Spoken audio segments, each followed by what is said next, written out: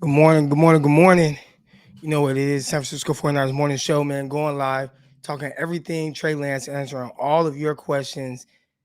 Come over to YouTube. Let's talk about it right here. Let's get it. Intercepted.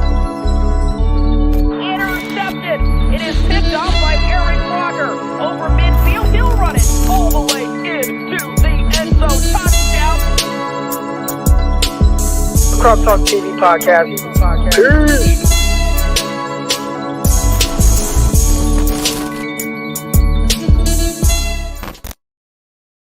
Welcome to another episode of the San Francisco 49ers morning show. I'm your host, former NFL and NFL defensive back, Eric Crocker. You know what it is, man. We're getting going. We're talking everything Trey Lance this morning. We've been going away for a little bit, a little inconsistent with it. I was in California.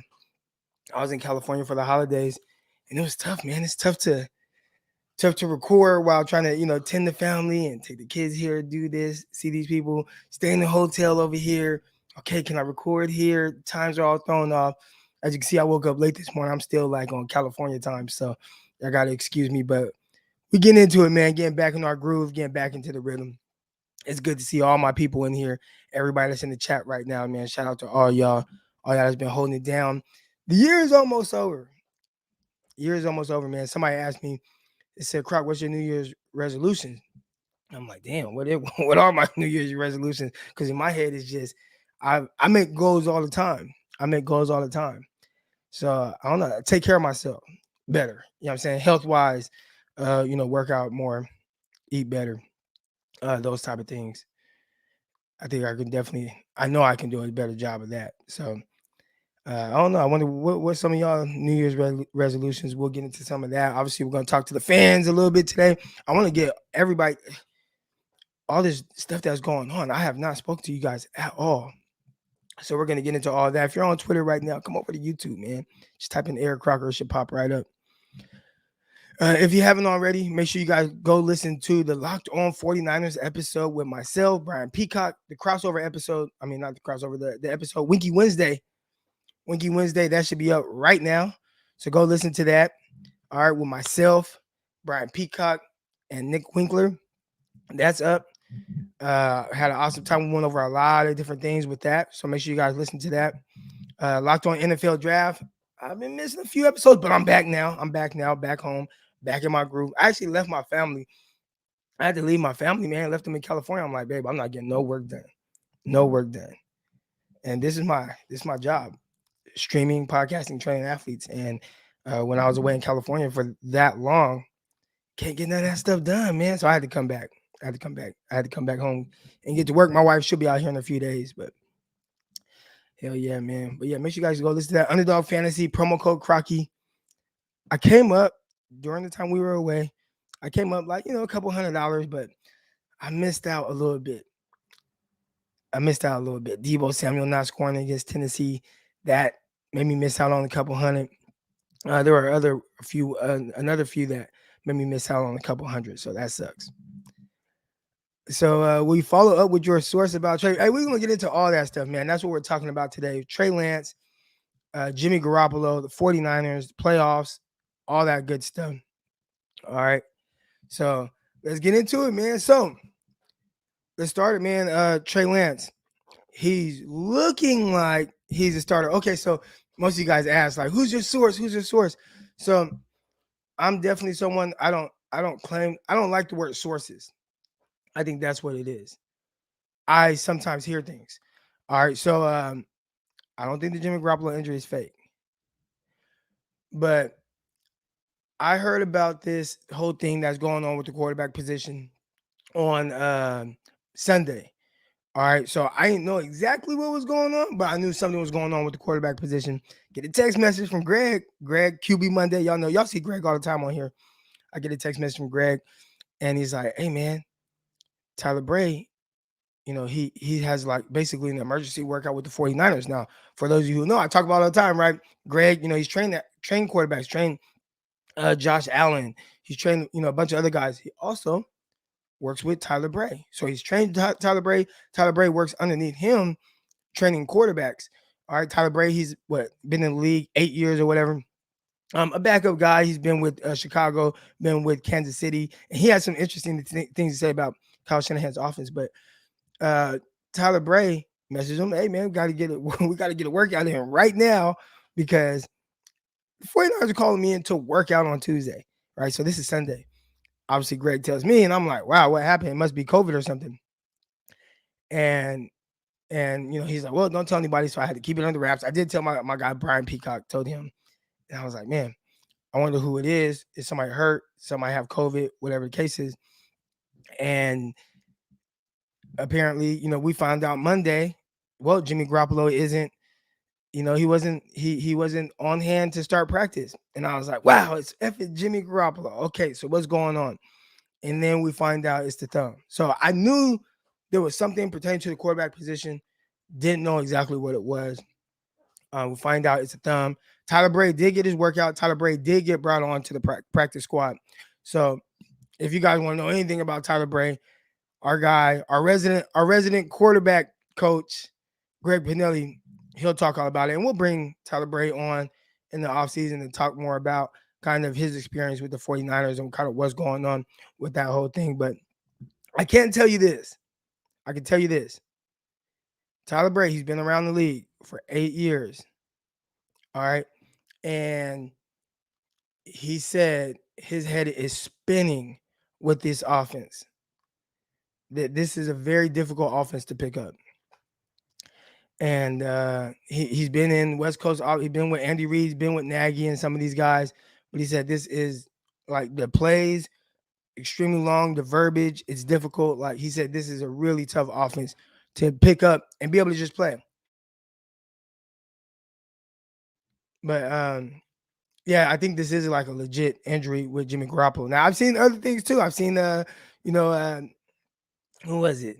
Jennifer Lee Chan. Shout out to Jennifer Lee Chan. I saw her post on YouTube, on not YouTube, excuse me, on Instagram, where Jimmy's not, and she points it out like he's not favoring the injury.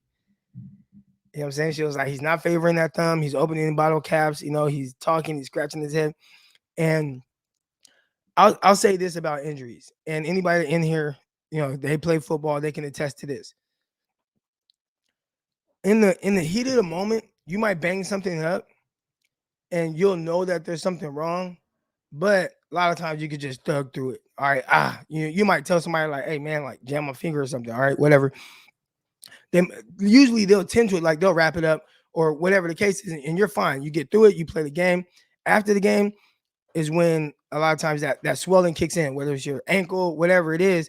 I remember rolling my ankle playing the game, Arena League, playing in Tampa, Florida. And I came down hella hard on my ankle and rolled it real bad. Well, they wrapped it up. I played the rest of the game.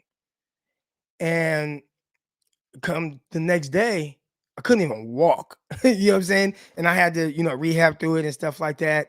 But I couldn't even walk the next day. I played the rest of that game. So when you look at Jimmy Garoppolo in that situation, sometimes when it happens, it hurts. You don't know exactly what it is, but it's like, whatever, I can get through this. And then next thing you know, the next day, it's like, God damn, this hurts a lot more than I expected. And then you look at it and it's like, okay, there's really something wrong. Now, I don't know if this ULR or whatever he has going on is something that prohibits you from playing right away, finishing the game. I had a high ankle sprain. That was not something I was able to just wrap up and get back in the game. I was done. I knew that right away. Right. And that was the first time in my life I ever missed the game due to injury. So I think all scenarios are different depending on like if you can finish the game, if you can't. I don't know the extent of a ULR, but if it feels like something where if he felt like he jammed his finger, but then there's just much more to it, then I could see that progressively getting worse and kind of ultimately leading to where it's hard for him to grip a football. Now, from what I understand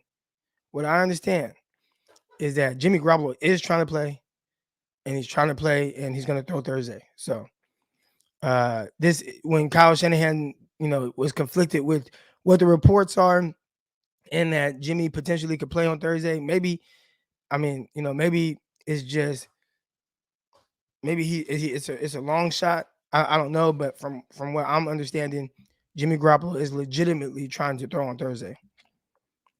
So Take that for what it's worth.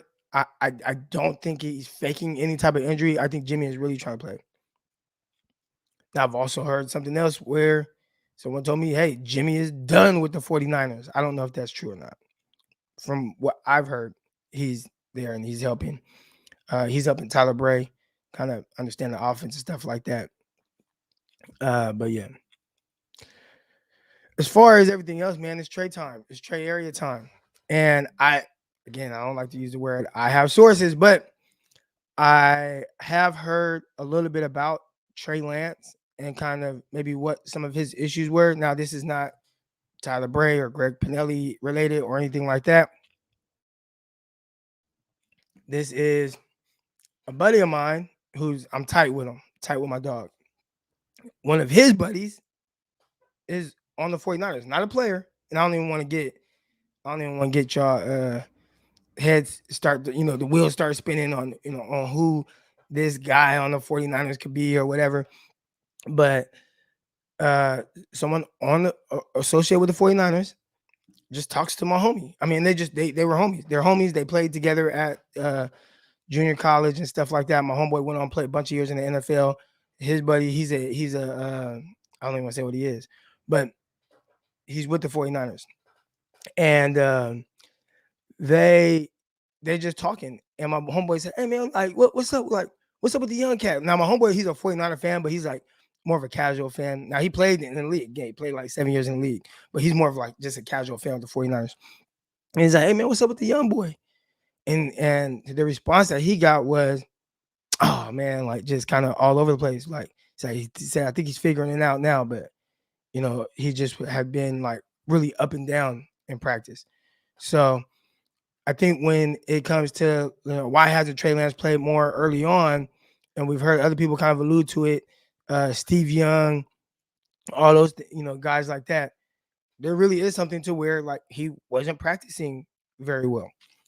Now, you could possibly tie in what I'm hearing about the playbook from Tyler Bray and those guys, that it's very difficult, and even to the point where like Jimmy, I guess like sometimes lining up, he's thinking about that damn long ass play call and everything that goes into it. That makes it tough. That makes it tough to be the best version of you, because you're thinking. Any of y'all, most of y'all can attest to this, and I definitely can. With my time in the NFL, I remember like learning the plays and everything, and thinking so much to where I'm not playing as fast as I can. And that's tough at cornerback if you're thinking about every adjustment and every little thing that goes into a play call, which for us is simple. The play call is simple for the defensive guys. It's the adjustments on the fly that can make it difficult and make you think. And then that's what makes it tougher. If you don't have that down, it's tougher to really play fast. So I think for the quarterbacks, Trey Lance included, it's probably hard for somebody to like focus on that, focus on those plays, all that stuff. His head is spinning. And then on top of his head spinning, it's like, oh, wait, we're snapping the ball right now. And it's on me to get the ball out quick and efficiently. I think that could lead to some, inconsistencies from your rookie quarterback. So it sounds to me like I don't want to put that on Trey Lance. I don't know. We'll find out more in the offseason, I'm sure, when Tyler Bray comes on. But that could be something right there that, Trey Lance has had trouble kind of picking up. So we got Trey Lance, man, and he's starting, and by all accounts, he's improving now, right? He's stringing together better practices. He's getting more comfortable with his, in the offense. His accuracy is getting better. And I'll say this. There's a couple of things there, and even then when the live bullets start flying, how comfortable will he really be? We'll see. But when I watch Trey Lance, I know a lot of y'all, you look at what you see in front of you, and then that's what you know what I'm saying? So you'll see a mispass and you just chart that as a mispass. Right. Oh, he overthrew that. Oh, he's this and that. Oh, he's inaccurate. The way I look at it is I try to figure out why, right? So if I see Trey Lance throw a slant high, 3 feet over somebody's head, right? They can't catch the ball. It's hot, it's high, it's just way off. And most people will say, well, his feet, his technique and all this, that, and the other. The way I see it is I know how it feels to play with your mind sped up. And I said, the more reps he gets, the more he plays, he should start to improve on not missing as many throws. All right. And why? I know everybody's going to go to technique and stuff like that, but really a lot of it comes with just how comfortable are you? When you're really comfortable with something, you tend to improve if you can do it. So you go back and watch Trey Lance, and there are enough throws to where it's like, oh no, he can be very accurate. No, he can be very decisive. He can do those things, and you have to take those and understand, like, okay, he can do it when he does it. And I've said this all along. If you guys have been following along for a while now, when Trey Lance sees it, when he understands, like when he gets it, when his pre-snap matches up with the post-snap, the everything looks beautiful. When I'll say it again, when Trey Lance's pre-snap matches up with what he sees post-snap, everything looks beautiful. He gets that back. His base is good. His accuracy is good. He's able to throw a touch. He's confident with what he's seeing. Everything looks good.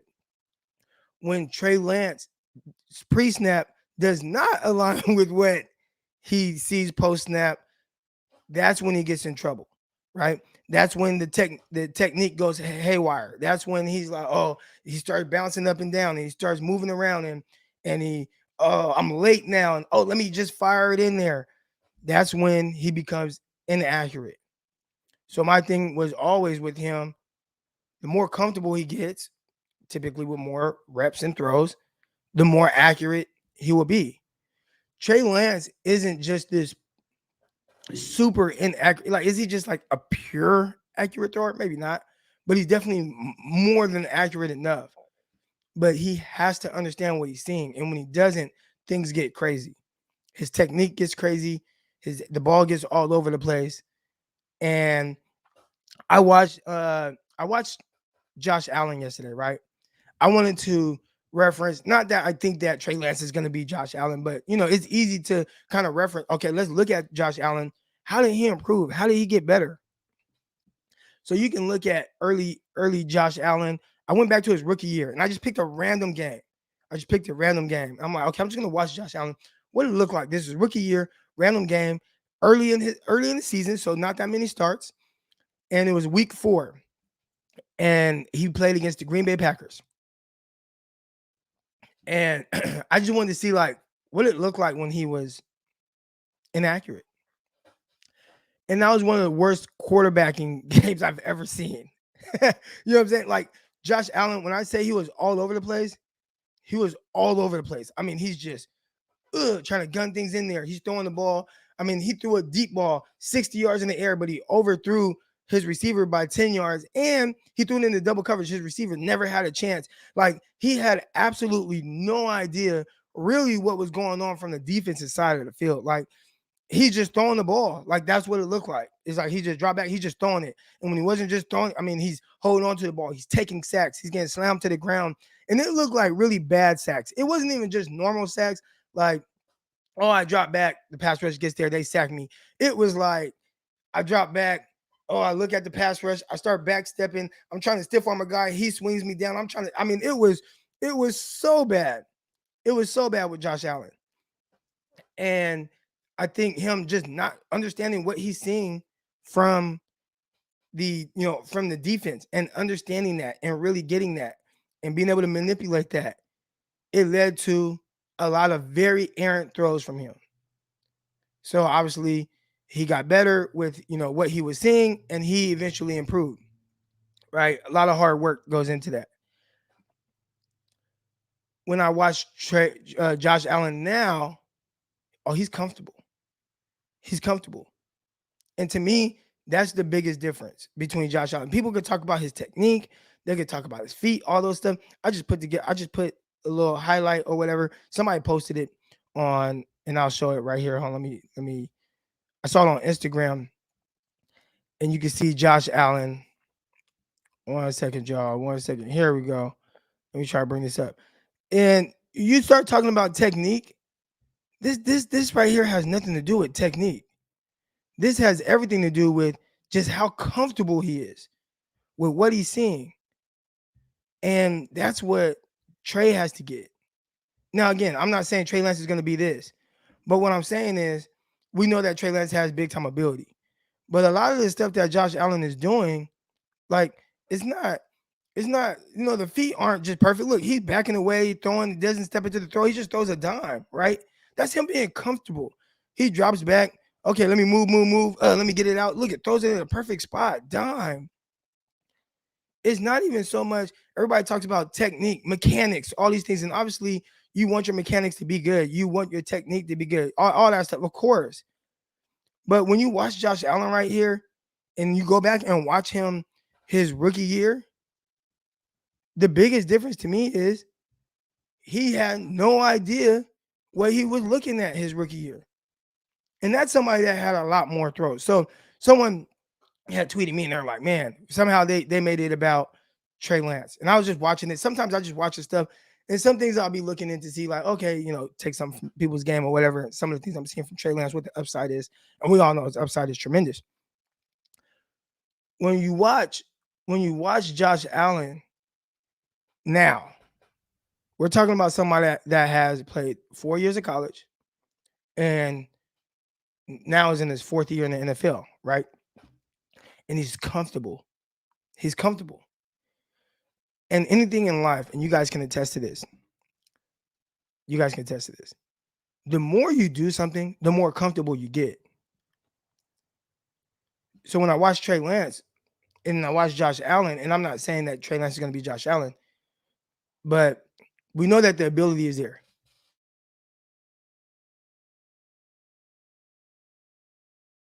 Excuse me.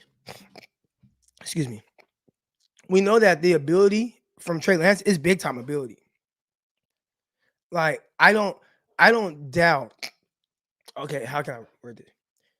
I don't think there's one thing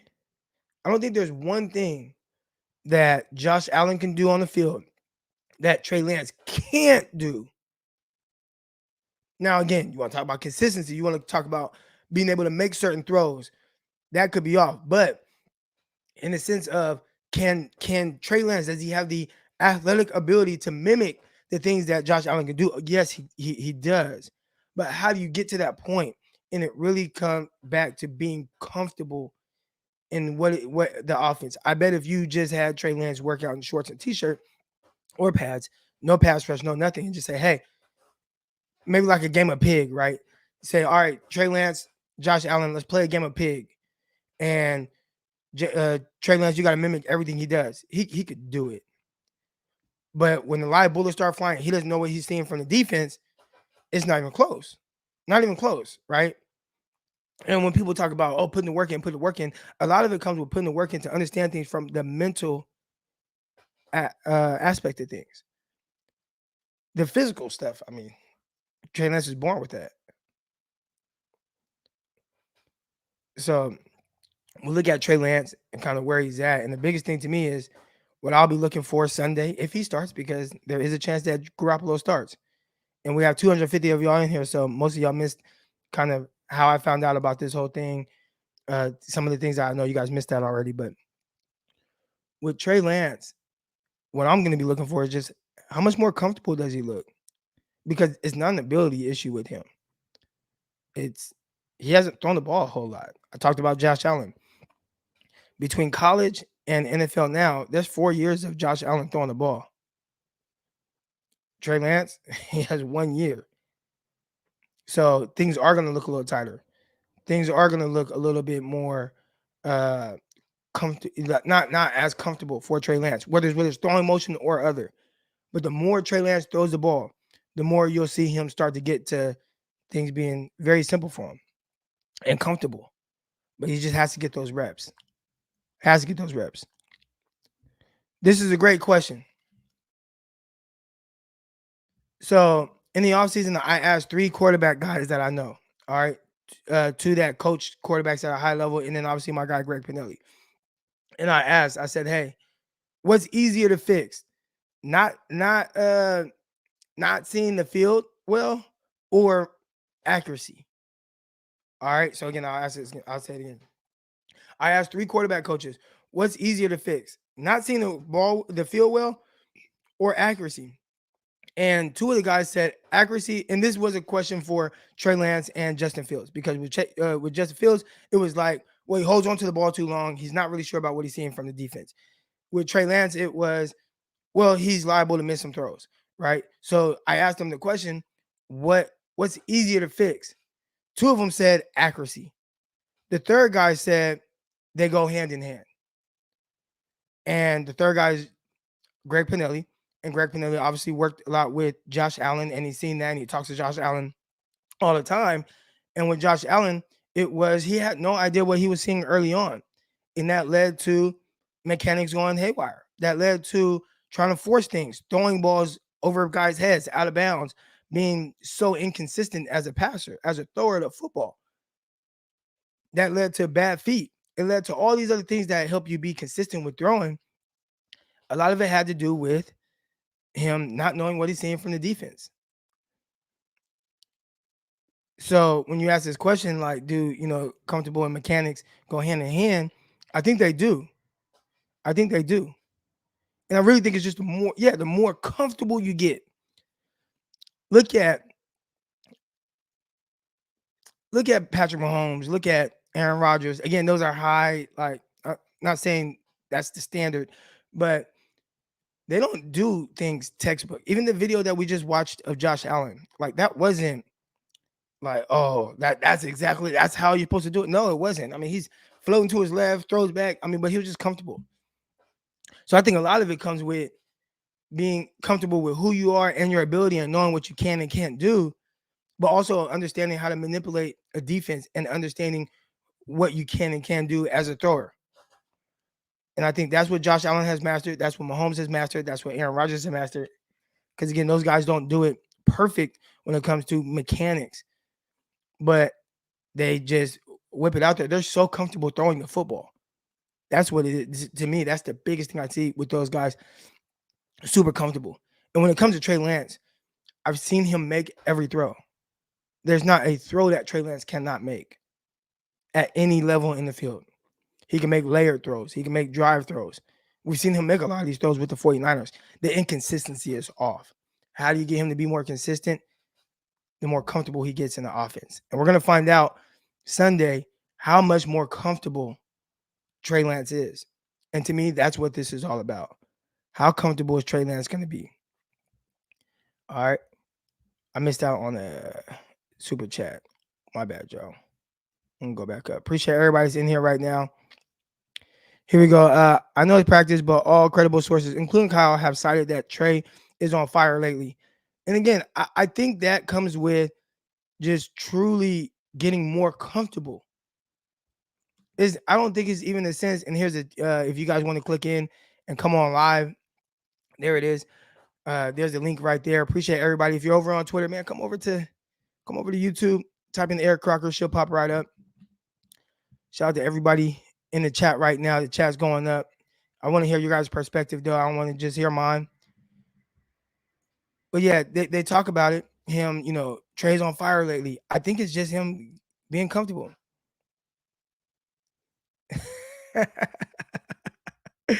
Yeah, maybe it's just me, but I receive Croc's words differently when he has his glasses on. My God, Mike. But yeah, man, real quick, and I'm gonna get to these callers.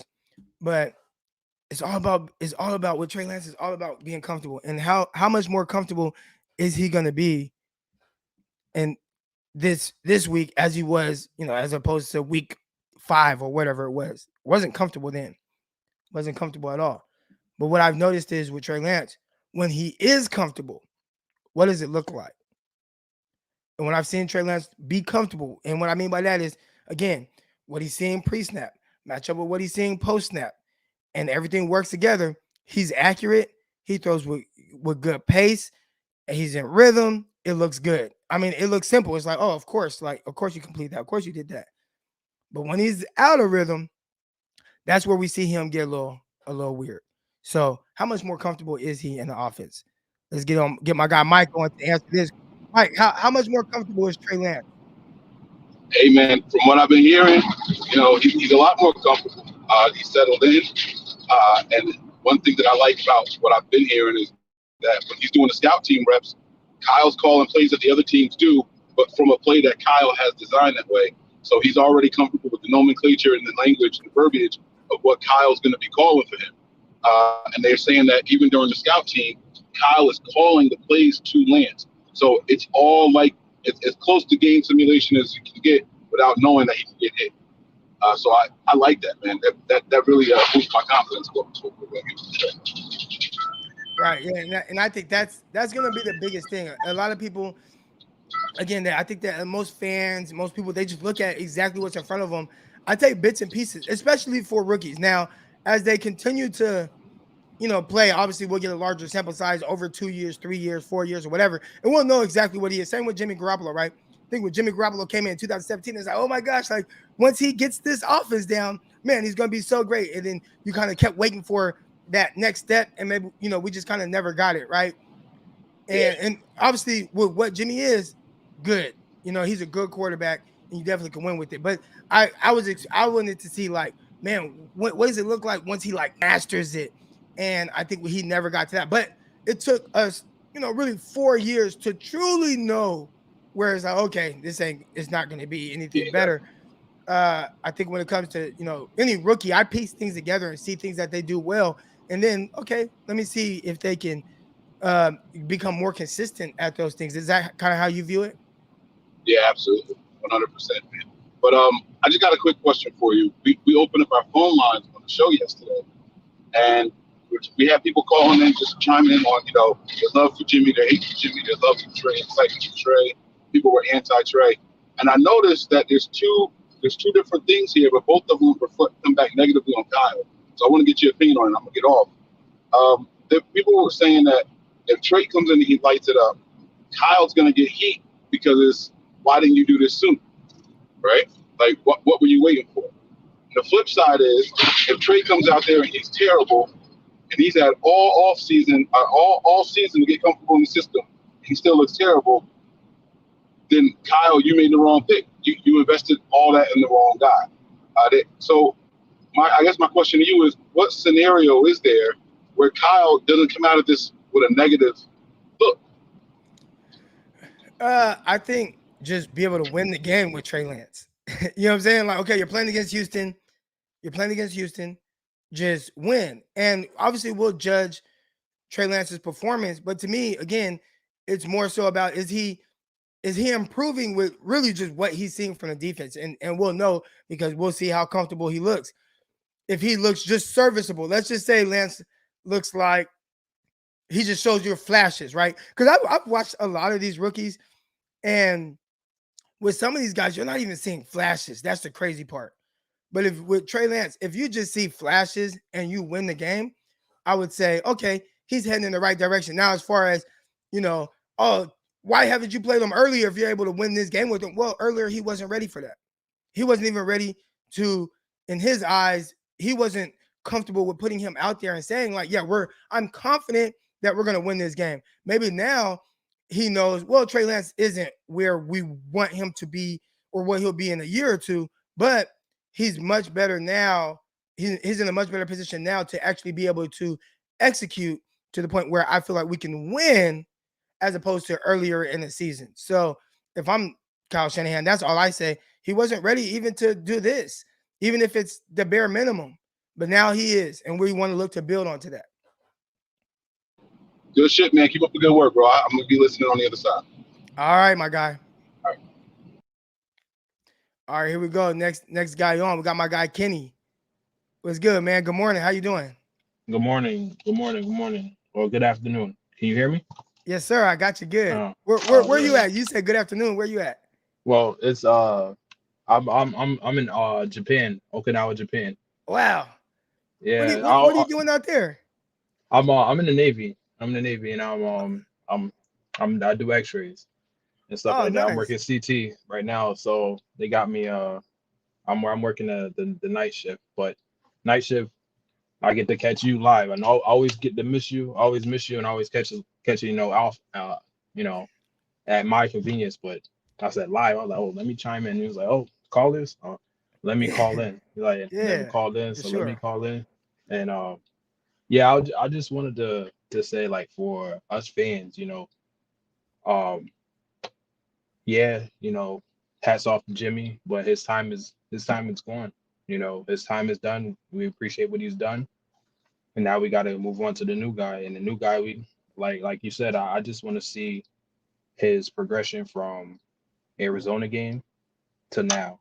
I'm once we found out he was starting, all expectations go out the window. I would like to get the win. I would love to make the playoffs, but I want to see his progression from game to game. You know what I Right. mean? That way, it's not about immediate future. Like with Mac Jones and all these other cats that's like having immediate success. Cool, but I want how are these guys gonna look 3 years down the line?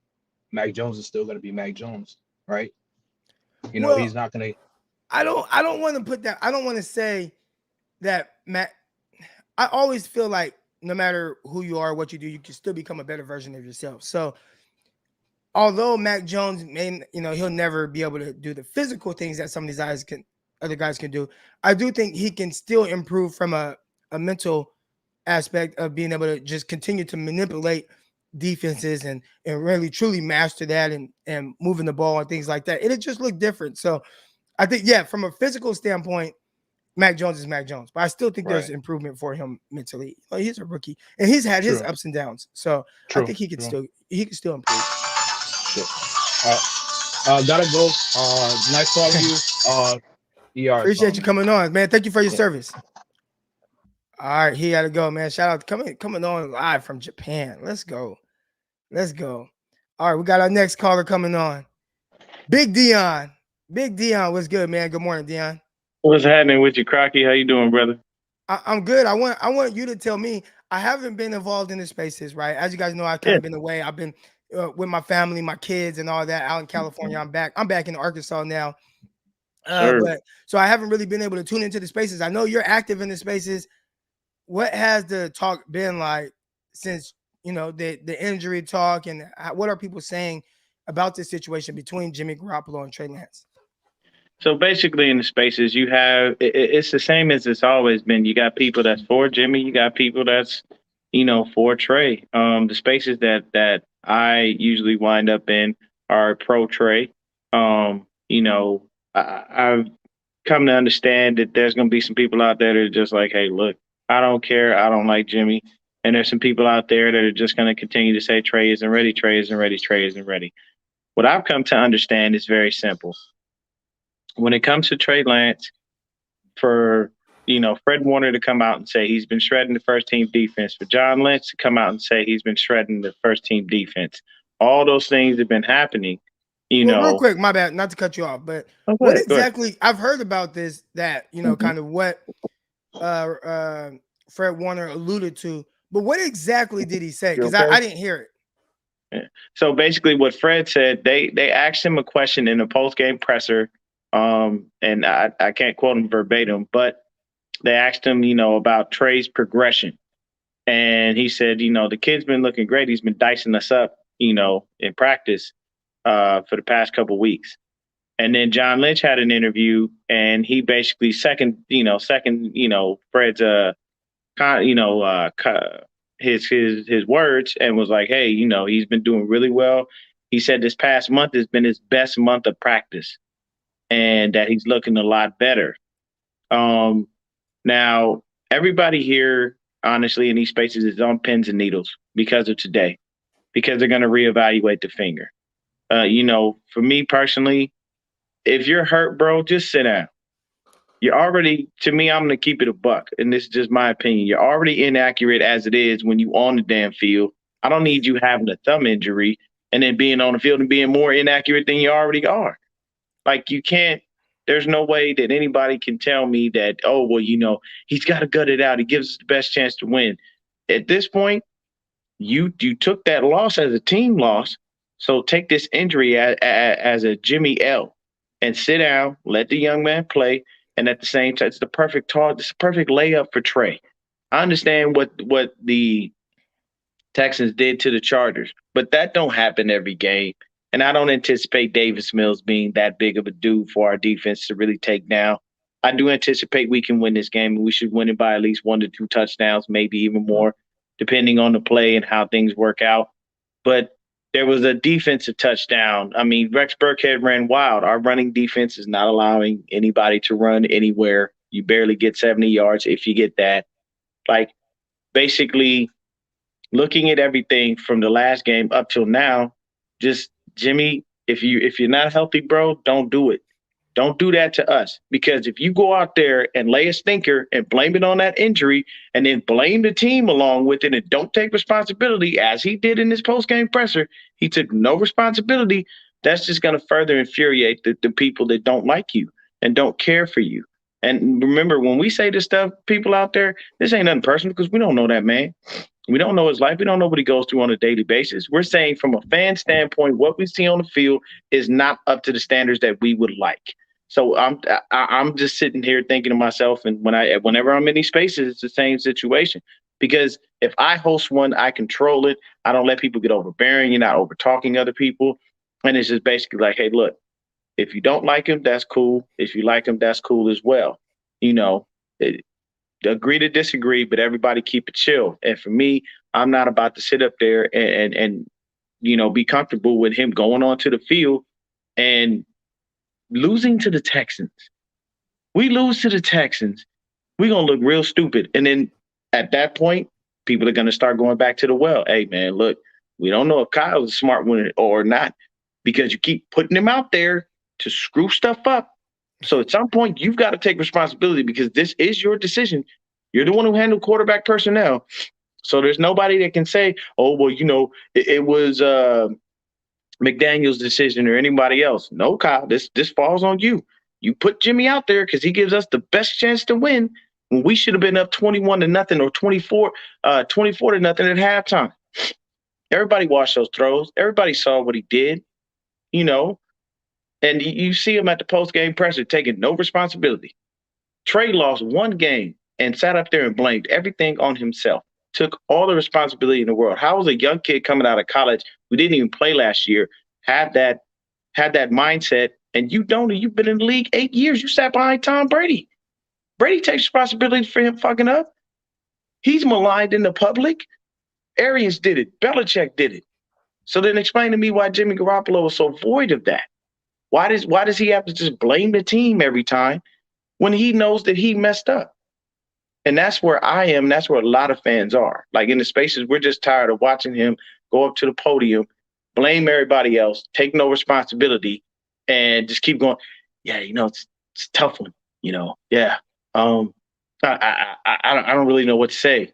Yeah, it's a tough one, but you gotta watch the film, be hard on yourself, and move on. It's on to the Texans. Bro, this just happened. You don't need to move on from this game. You need to understand what you did wrong. Hold yourself accountable in the public, so at least we as fans can feel comfortable and know that that's what you do. Because I can guarantee you, if you go to the locker room and I'm on your defense and I just busted my ass the whole game, and you threw 2 interceptions and had to never go to the podium and say this was a team loss, I'm gonna kick every coach out and I'm gonna tell them straight up, look, man, I don't care what you're going through or what's going on in your life, but you need to get your shit together, because I'm not gonna keep busting my ass making these offenses look like hot garbage, because that's my job. And then you come and turn around, get the ball back and throw interceptions, stink up the joint, and then blame us as a team. Come on, bro. I understand you have to have the team mindset, but at some point you get frustrated and tired with that all season long. You just watch this dude go up there and blame the team when there's a loss and take no responsibility. Quarterback's supposed to be a leader. If you're a leader and you got a C on your chest, you should be that. You should understand how to be able to take responsibility. Know when there's a team loss, know when you screwed up, and hold yourself accountable. And if y'all in the room can't hold themselves accountable, I don't know. George Kittle, I'll tell you this. He said it blatantly. We should have had 21 points. And he said nothing else. So that tells you people are starting to get fed up, and they're a little tired of this. You blaming everybody, but then we see, unfortunately, the issue is you, man. But that's what it's like in these spaces, man. Everybody is, a lot of people who don't want Trey are not, they're basically saying he's not ready, or They just believe in Jimmy to that fault. And then the people, but I can tell you right now, I'd say it's probably like a 80-20, 85-15 split for Trey, and the other 15 or 20 is for Jimmy. That's how it looks. And all right, I'm gonna get you out of here, man. It's Appreciate crazy you, brother. that it's all right. All right, you have a good one, Dion. Yeah. About to get the next caller on, man. But it's crazy that the fan base they kind of, and I'm not saying Dion, but I've seen a lot of putting down Jimmy Garoppolo to prop up Trey Lance, or vice versa, right? A lot of putting down Trey Lance to prop up Jimmy Garoppolo. When at the end of the day, in my opinion, is not, none of this is about Jimmy Garoppolo. You know what I'm saying? Once Trey Lance is where Kyle feels like, he's in a place to where he can lead them to victories. He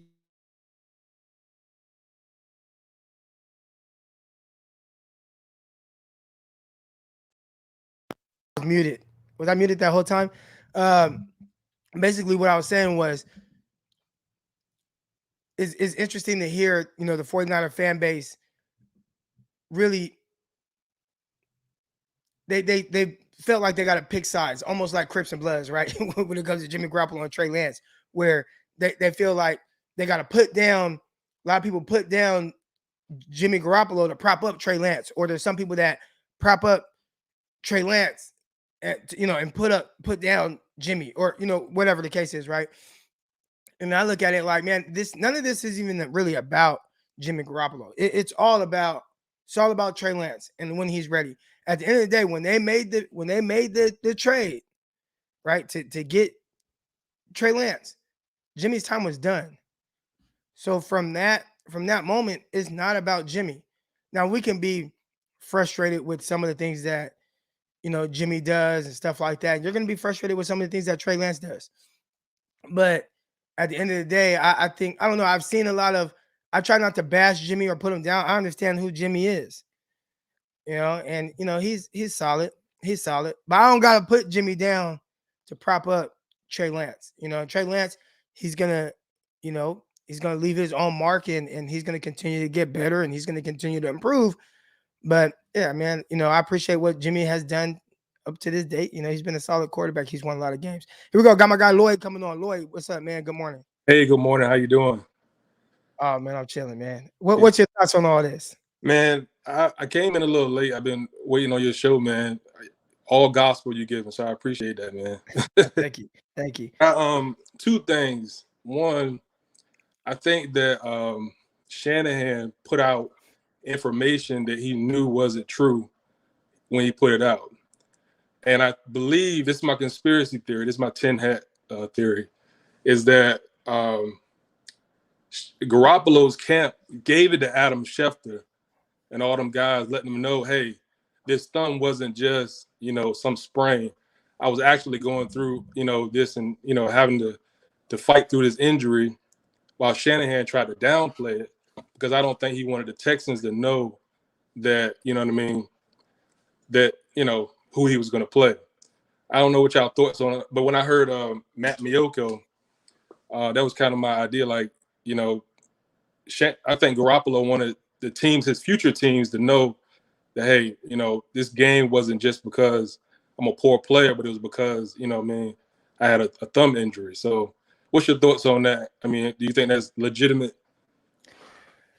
I think coaches are always trying to play, chess and checkers. One thing I've learned about Kyle Shanahan and then John Lynch as well, kind of how they speak to the media and things like that, I do think a lot of times they go off of the information that they've been given. So I know sometimes Kyle could say one thing and then it turns out to be another thing. I don't think it's because he's purposely just saying one thing to mislead people. I think he just, man, this is what I've been told. This is what it is. Now you come to find out it's something different. He'll probably come out and say it's something different. I think Kyle listens to, whoever, the medical staff, and they might say one thing, and then that's the information he has at that moment. And then sometimes it just kind of changes. Now, maybe I'm giving Kyle, a little too much. And I'm a Kyle fan, though. I mean, yeah. I don't want to fire Kyle. Everybody's been talking about that. I'm not. What I'm saying is, like, Jimmy, it seems like he's the one who put it out, because if you look at the detail, who would know the detail? I'm in the health. Right. Who would know the detail about your injury specifically like that except you? Legally, I'm not able to give it. I mean, if I'm a healthcare provider, I'm not able to give that detail on what's going on with your injury other than him. So I'm thinking that had to come out of his camp, that this injury is not just what this coach is saying it is.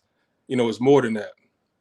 Right. And I think there's a case for that. I've heard other people, allude to the fact that, and maybe, people when it comes to the offseason, I forgot what podcast I was listening to, but maybe Haberman and Middlecoff. But when it comes to the offseason, Jimmy's camp wants to, hey, like he's good. Like he had that bad game because of the thumb. Before that, he was playing awesome, QBR or passer rating over 100 and like 8 straight games, whatever it is, right? They want to be like, no, like that's who he is. When he had the bad game against Tennessee, it was the thumb, and they want to put it on that. Yeah. And maybe that'll help his stock in the offseason. I mean, I think that's something that is possible, but I think the issue, and really one of the main reasons why we're even having this conversation, right? One of the main reasons why they're even going to a guy like Trey Lance or gave up so much to get him is because, Jimmy, you haven't been able to stay healthy. Right. So all that is doing is, further like acknowledging the fact that there's always something wrong with him from an injury standpoint, and you can't count on him to play a full 16 games. So, I think it's tough. I think Jimmy Garoppolo's in a tough spot. I think everybody understands, what it is, the writing on the wall with the situation. Again, to me, it's not even about Jimmy Garoppolo, and it's not about me like saying what I think he is or what he isn't and where he's at.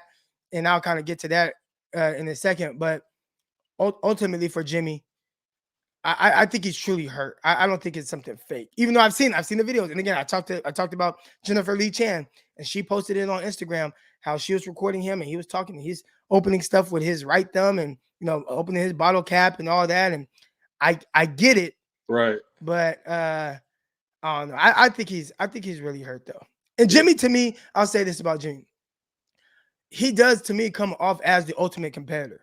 Right, he does. Right? So I don't think that Jimmy's someone that's just gonna be like, well, I'm just gonna like, I'm just gonna like, nah, I ain't going back out there. I'm gonna fake this injury just so that like he's not faking no injury, and he's trying to throw. They're gonna evaluate him, I think, Wednesday. I think he's gonna try to throw for them Thursday, from what I'm understanding. So like that is a real thing. Yeah, but unfortunately, that's the issue with Jimmy Garoppolo and with the staff. They had to go to extreme measures to fix that position because he does get hurt so often. Yeah, and he gutted it out so he wouldn't let the rookie come in. Like he's not going to his spot, so the rookie can get in there. But one more quick question, and I'm gonna get out your hair. But I did a super chat not too long ago, and I was asking about, are they going to run the same offense that they did when Trey Lance started? If they do that against the Texans, we're gonna lose that game. All right, so here's my thing with it, and I think there's actually a way they could win even with that offense. Remember, and people kind of gloss over this fact of it when they talk about Trey Lance's first game, but they drove the ball into Arizona territory 8 out of 10 drives. Right. So they were able to move the ball. They were able to pick up first downs, and that was with them a lot of times getting behind the sticks. They had holding calls, 1st and 20, 1st and 25, and Trey Lance did some things to get them out of those positions. That was awesome to see. But I think that's where Kyle Shanahan felt like Trey Lance was in his development, in the sense of being able to run an offense that he feels is best suited for what Trey Lance can do right now and win the game. Right. Well, we saw in preseason, he didn't do that, right? Like that was not the offense that Trey Lance ran in preseason. He was under center. He was in shotgun. He was throwing the ball. There wasn't a lot of the called run plays for Trey Lance in the preseason, right? I think most people are like, damn, are they going to run the ball with him? Like, he does that well. Most people were asking for it. And then he's like, oh, okay, y'all want that? I'm going to give it y'all a heavy dose of that. Right. But I think he created that offense because he felt like that's where he was, in the sense of, hey, let me simplify things for him. Let me just let him use his ability to make plays or run the ball. I maybe they still do that. I'm assuming, based on the reports, that Trey Lance is probably a little bit better suited now to run more of the offense. But again, I came on here, and I'm not sure, when you came in here, but I came on here and talked about it. My guy, Greg Pinelli, he comes on QB Mondays. He comes on this show. He trains Tyler Bray. and coaches with him for my guy's quarterback academy. Tyler Right. Bray is a quarterback. He played 8 years in the NFL, played with Kansas City Chiefs, played with Nagy in Chicago. All right. Tyler Bray is now with the 49ers. They're signing him to the practice squad. It should be announced today. All right. He's got kind of started to kind of dive into the playbook and everything. Mhm. His head is spinning. Wow. This is a guy who played 8 years in the league. This is a guy who has been with Nagy, been with, Yeah. Andy Reid. And even for him, it's been difficult. Obviously, he's only been there a day or whatever, but he's like, I get it. I see why these quarterbacks have a hard time picking this Right. up. The way the verbiage is, the way they call the plays, it's all tough. And you're thinking more so about the play call in your head than actually what's going on from the defensive side of the ball, because you have to get the long play calls down, and it's so difficult. So Yeah. I think that's something too that maybe at this point Trey Lance could be a little bit more comfortable with doing, and that should help Trey Lance be a little better being able to run the full scope of the offense. So that's kind of my answer to that. I don't know if they're going to run that same stuff like they did before. They do. I'm gonna be mad. I'm gonna be mad. Yeah. But man, I appreciate you coming on, Lloyd. All right, man. Appreciate it. All right. Here we go. Next caller, my guy Roscoe's. Roscoe's, what's good, big dog? Chris, what up? What's up, man? How's it going? It's going good, man. I'm finally back home. I get to get back on the show, get back in here in the mornings. Appreciate everybody sitting here right now, man. If you haven't already, hit that like button. Over 400 of y'all in here. That's what's up. Welcome back, Croc. Welcome back. All right, Croc. Look, let me tell you this. I'm gonna kill those conspiracy theories right now about the whole Jimmy G camp, all of that. Before his thumb injury, he threw the pick, the forced throw. Before his thumb injury, he missed use check wide open. Jimmy was playing poor before the thumb injury. So I think if any team was watching that game, they'll see, oh yeah, this is Jimmy. Jimmy is who Jimmy is. That is what it is. I think and you're right. I mean, I personally don't need to down Jimmy to prop up Trey Lance. Jimmy's play downs Jimmy.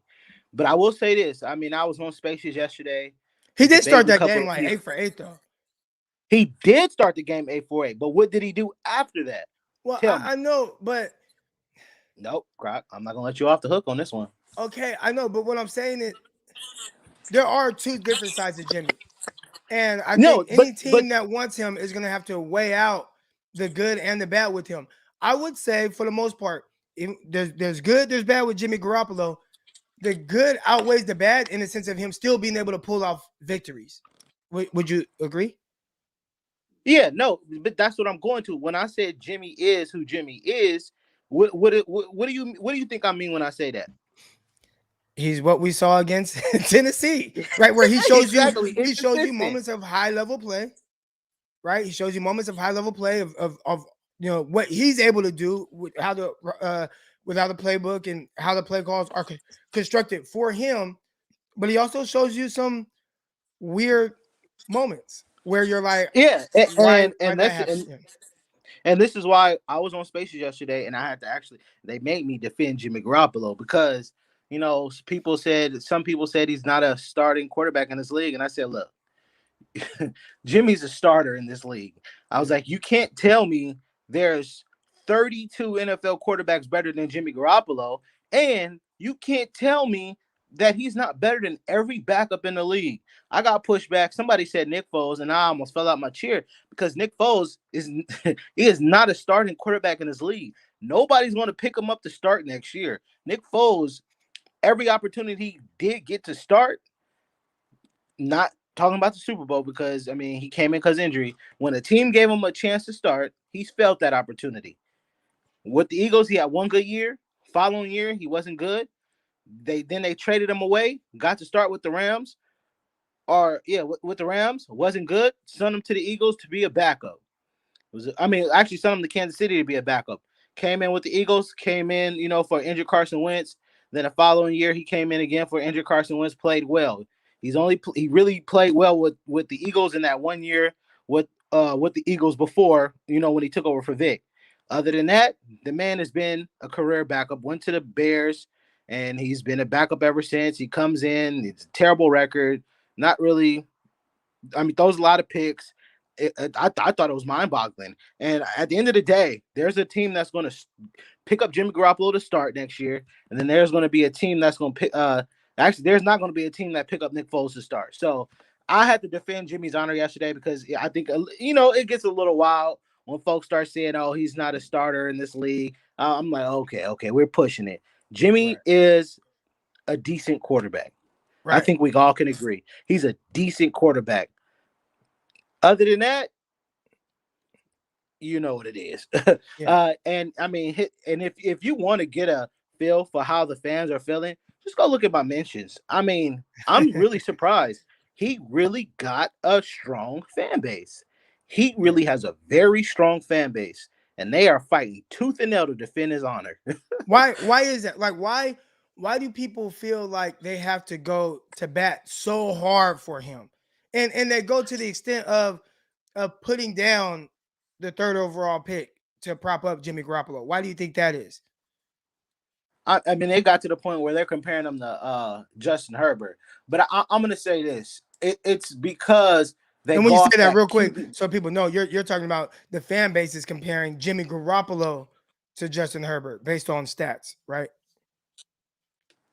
Jimmy fans are comparing. So you know how Justin Herbert played against the Texans. So they're comparing Jimmy's bad game against the Titans to Herbert's game against the Texans, and they're saying that, well, you see Herbert has a bad game, so you don't hear him getting any flack, and they're basically saying like quarterbacks have bad games, which is very true, but you can't use Justin Herbert, whose first 2 years are better than Jimmy's any year Jimmy's been in the league. You could say Justin Herbert's first and second year has been way better. So I think they are, but they go to these lengths because, the fan base is really down on Jimmy Garoppolo. They're tired of the turnovers.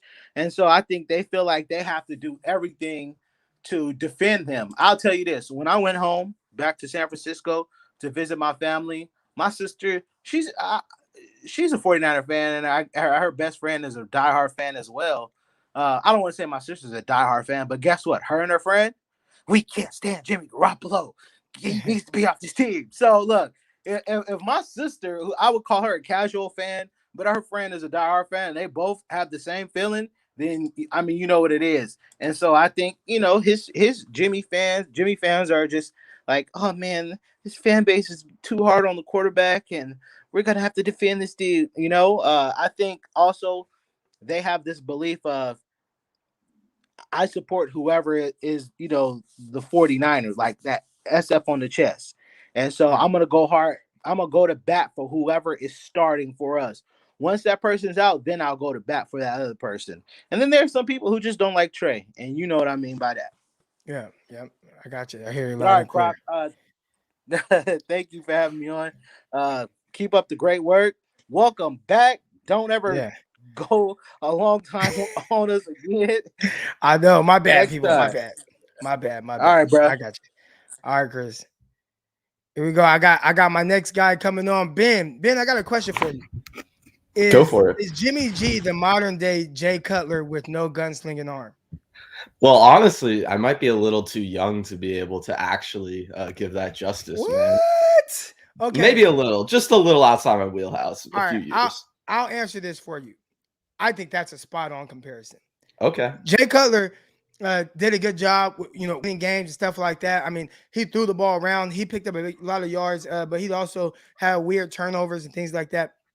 I don't want to. I would have to look at his numbers and see how those kind of matched up. But Cutler was that guy where you're like, gosh, he's a good quarterback, but man, he just does some weird things. And I think that's kind of how you can talk about Jimmy G. I think Jimmy G is the same thing where it's like, gosh, Jimmy G. I'm saying that Jimmy G is a good quarterback, but gosh, he does some weird things that really kind of frustrate you. I think the biggest difference is, and I see a couple people in here saying it, Jay Cutler wasn't a good leader. Jay Cutler didn't care, and I think that's probably the biggest difference. I do think Jimmy Garoppolo, he cares a lot more than at least what Jay Cutler perceived to care Yeah. about. Yeah. Well, and just look at how the guys in the locker room go to bat for Jimmy. That's the other thing too, is you can't deny that. So I'll give him huge credit for that. And I guess maybe the Jay Cutler other comparison, and I might be wrong because, like I said, I'm a little young for it, but I feel like Jimmy Croc a lot of the time throws out of structure when it's absolutely unnecessary. And do you feel like that's like a similar trait that a Cutler would have? I mean, I would have to. I didn't like watch. I mean, obviously, I watched Jay Cutler. I watched games with him. I watched what he did with Brandon Marshall, but I watched it more as like just I'm watching football and not Right. to evaluate his every throw. With Jimmy G, I've seen every single throw. Right, like Yeah. I've seen every throw with him, even going back to his time with the Patriots. Kind of getting ready for to see with the 49ers, and then obviously as a 49er. So my perspective on Jimmy G and kind of what he is and what he isn't, probably, I don't want to say it's skewed, but I think it's easy to miss things when you don't see a guy consistently. You know what I'm saying? But Cutler, I think they were different, just their mentalities. I say somebody say Jimmy's not a leader. His teammates say otherwise.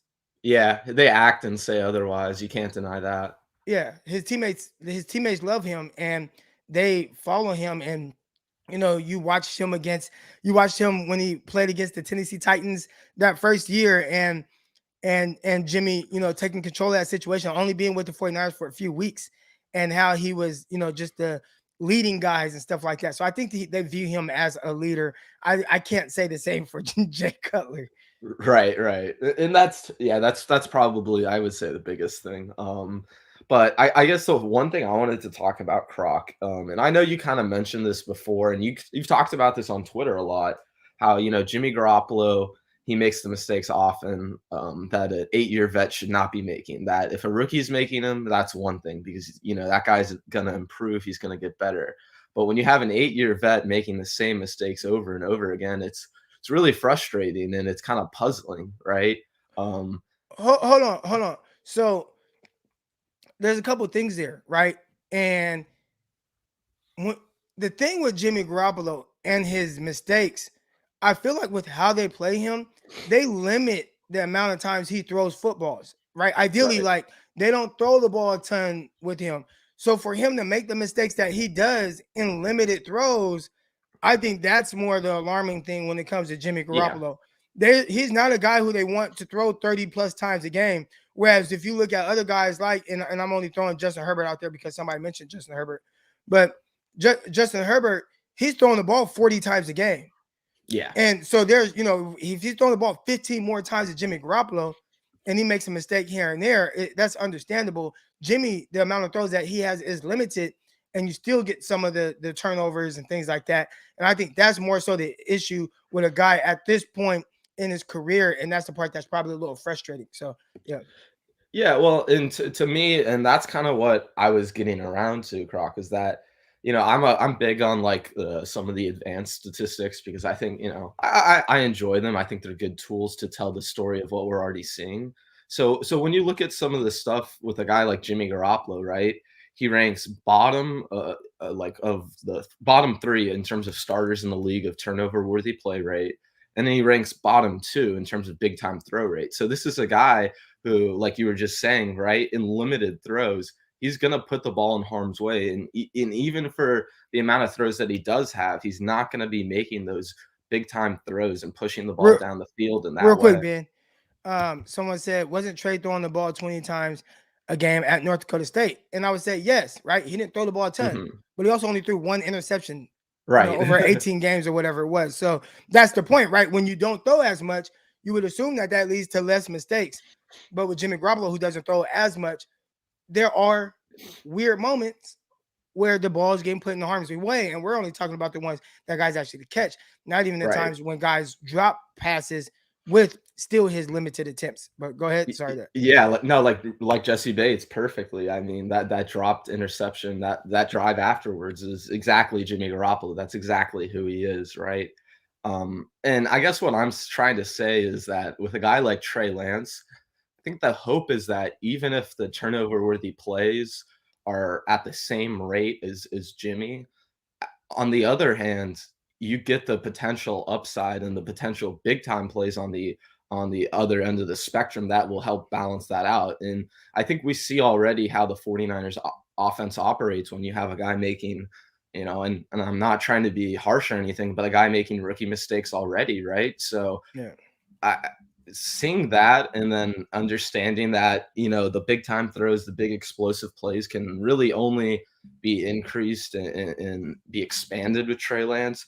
I'm really excited about the 49ers offense in that way because I obviously don't think it's going to be perfect. And I really loved what Aponte said the other day when we found out Trey Lance was going to start. He put out about a paragraph saying, like, temper your expectations, get excited, but temper your expectations. You don't want to go overboard and put too much pressure on this kid. But what I will say is just basing him or Trey off the Jimmy Garoppolo curve, to me, he can have the mistakes that Jimmy has. That's not the issue. The issue is if he doesn't have those big explosive plays that we see the potential for with him, right? Because I think there's going to be growing pains no matter what. So it's just about accepting those growing pains and then trying to get the positives out of it as well.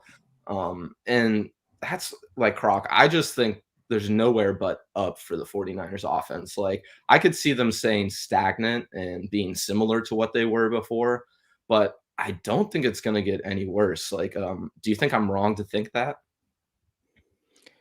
Wait, I mean, as far as what you don't think it's going to get worse with what? Yeah, with Trey, like, I think there's a certain floor that he brings, that you were getting already with Jimmy Garoppolo.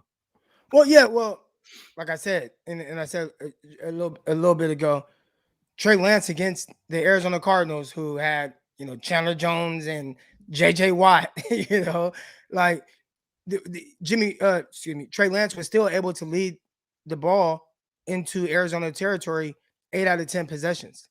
Yeah, they So moved the ball they really, moved the really ball well. good. They didn't get the points. There were a few times where Kyle elected not to kick field goals. Obviously, he got stopped on the 1-inch line, right? So there is opportunities to score. So at the very least, you are scoring points. I'd assume with Trey Lance, I mean, I wouldn't be surprised if 49 scored 28 points, right? Right. This week, 27 points, because it's there. Now it's just how much better can he be than he was in Arizona? And if he's just a little bit better, I think that's going to equate to a lot more points. Yeah, and to me, the main thing I'm looking for on Sunday, Croc, and I hope all 49ers fans feel this way because, like I said, I'm trying to not get expectations too high.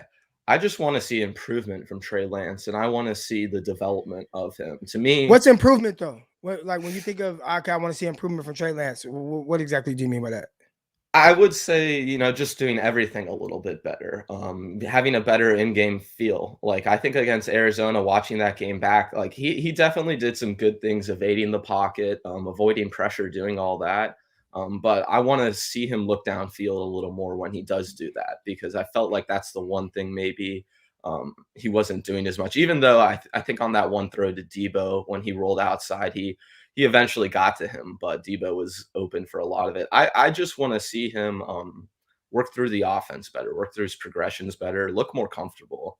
Yeah. To me, And, I feel like that's the biggest thing. and a lot of that comes with like just the more reps, right? Like the more Right. reps you get, the more comfortable you are in what the offense wants. You'll start to get a little more comfortable. And then you should see even another step up when he gets comfortable with what he's seeing from the defense, right? But those are things that, could potentially take a little bit of time. Right, absolutely. And I guess last thing before I get out of here, Croc, and I'm sure you've talked about him a lot, but I wanted to ask you about Ambry, and just what your evaluation of him has been, because I know everyone says he's improving and they like what they see out of him from these last 3 games. Are you seeing the same thing? Well, I'm seeing a cornerback who more times than not is in good position. And I know people will say that, but it's true. Like that's the hardest part, being able to run with guys vertically, being able to, stay sticky in coverage and do those things. I think he's done a terrific job doing that. I think with Ambry Thomas, the biggest thing is just, and everybody's talking about this as well, make the play at the catch point. And to me, that's, again, almost like Trey Lance with just being comfortable with what he's seeing and what he's feeling. It's kind of the same with the cornerbacks. Just just being comfortable with attacking the ball in the air, as a rookie and not panicking. If he does that, I think he'll be just fine. From an ability standpoint, there's no issues, right? Like, it's not just like Right. guys just whooping them off the line and he can't run with people, or he's just so lost in coverage. He's not lost. He has tight coverage. That's the hardest part. Now just make a play on the ball and he'll be all right. All right. Yeah. I thought he No, played well against Tennessee. I thought he played well. I think he gave up one catch, maybe two. It's just the one play that he did give up sticks out because it was the big play to AJ Brown. But I thought he was terrific all game. Yeah, no, and honestly, just shout out to AJ Brown. He's just a baller, man. I think after not seeing him for a few weeks, people kind of, I don't want to say forgot about AJ Brown, but when people saw him against the 49ers, everyone's like, oh, that's AJ Brown. That's the guy we see. My issue, though, what my issue is with that? Why is it that AJ Brown gets so much love at that game, right? Oh my gosh, like, see, you can't guard him, this and that and that. What did Deebo Samuel do that game? I know, almost 200 yards, and nobody talks about that. Like, nobody talks about how Deebo really dominated a Tennessee defense. Yeah, he did, man. He had an awesome game, and I actually, Croc, I've been talking about this on the Spaces, and I didn't want to keep too much of your time, but I do want to throw this out here before I get out, is that his contract extension could be coming up, right? The 49ers could extend him this offseason. If they don't do it, they would have to extend him next offseason when he's a free agent. So my thought process is, I think for both Deebo and the 49ers, they should try and get this extension done sooner rather than later, because I think for Deebo, you want to get to that next contract, right? Getting that 4-year deal and the ability to be a free agent after your 8th year in the league, to me, would be huge. And then for the 49ers perspective, I think obviously you're taking a risk if you wait and you're trying to say, oh yeah, he might get hurt again, and hey, he might not be worth what we might be paying him. But on the same end of the spectrum, or on the other end of the spectrum, sorry, if he does ball out another year, you're paying him $30 million. Like, that's just the end of the story. And if I'm the 49ers, I'd be very happy to pay him $23 million this offseason, then try and pay him 30 in the future, and paying Bosa 30 per year in the future. And things just add up really bad. So I think Deebo and the 49ers, it's both in their best interest to try and get this contract done this offseason. Yep, I agree, man. Ben, thank you for coming on, bro. Of course, anytime, Croc. Appreciate it. All right, yeah, Deebo Samuel, man. The tough thing with Deebo, he's older, so he's like, I think he might be like 26 years old right now. So 4-year contract. We're talking about somebody that's pushing 30 years old. Yeah, he wasn't a young rookie coming in. He was already like 24 years old. So there's that aspect of it. But playing terrific. Has over 1,500 yards right now between receiving and rushing, over 1,200 yards. It's like 1,250 yards receiving, 12 touchdowns on the year. Dude's balling. Here we go. We talked about what would be an improvement for Trey Lance. Our guy Jay Boogie says, if he can throw 2 touchdowns in the game, that would be a huge improvement. And I would say, I don't know how huge that would be, because he definitely threw 2 touchdowns in just the second half against the Seattle Seahawks. So there were 2 touchdowns thrown in that game, just second half. I think for, the improvement from Trey Lance is just, does it look a little bit more settled in? Does he look a little bit more comfortable? And if he does, that should lead to, a little bit better accuracy. Not saying a huge jump, right? I'm not saying he's going to go out there and complete 70% of his passes, but, if he could be, 62% as opposed to like 51% or whatever it was in that last game, I think that would be a huge improvement, just to show he's starting to get a little bit more comfortable. And part of getting him comfortable is, Kyle Shanahan and the ways that he calls plays. Appreciate everybody that's in here. I got some more callers coming on right now. If you haven't already, if you like this show, hit the like button, hit the subscribe. Almost 450 people in here. Go ahead. Yeah, hit that like button, all that good stuff. We're talking about all things Trey Lance and Jimmy Garoppolo this morning. My next guy coming on, I got Bradley. Bradley, what's good, man? Hey, good morning, sir. How you doing? Man, I'm good. I'm chilling. Good. I just gotta say, I hope everyone else was a little bit worried like me. I was following you around on YouTube, seeing like a crazy ex-girlfriend. I was like, "Where's the Croc time?" Yeah. But anyways, so how much do you really think that there is a possibility that this is overblown and Trey Lance is not going to start? Because I don't want to be like how our Niners used to be, where they just suck you in because they're doing a good job, and then all of a sudden it just falls off a cliff, and then we end the season 3-13.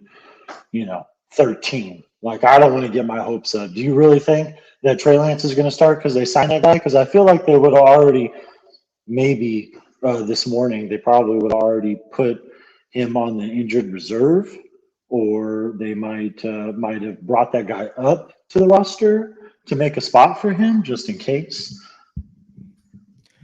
From my understanding, they're going to evaluate him today, and then I guess he's going to try to throw Thursday. So Okay. yeah, that's kind of what's being said, and we'll know more from there. But I'm pretty sure that Kyle Shanahan and those guys are doing everything to prepare Trey Lance to be the starter. But yeah, there is a chance that Jimmy Garoppolo is a starter for sure. Okay. All right. Well, yeah, that's all I wanted to ask you. Stoked that you're back, and I get the Croc time in the AM. Thanks for coming back, Rocky. Have a good rest of the day. All right, man. You have a good one. Yeah, it feels good to be back, man. I was in California visiting family and everything, and it was tough, man. It was tough, guys. It was tough to get in any kind of rhythm, recording and all that. So I'm back every morning. We didn't go at our normal time. I think I was about 30 minutes past the normal time that we come on here. And for those of you who are new to the show, make sure you hit that like button, subscribe button. We come on live Monday through Friday, 9:30 a.m. Eastern time, 6:30 a.m. Pacific time. Today it was pushed back about 30 minutes because I'm still kind of on West Coast time in my mind right now. All right, here we go. Got Matt coming on. Matt, good morning. Oh, Matt, you're muted.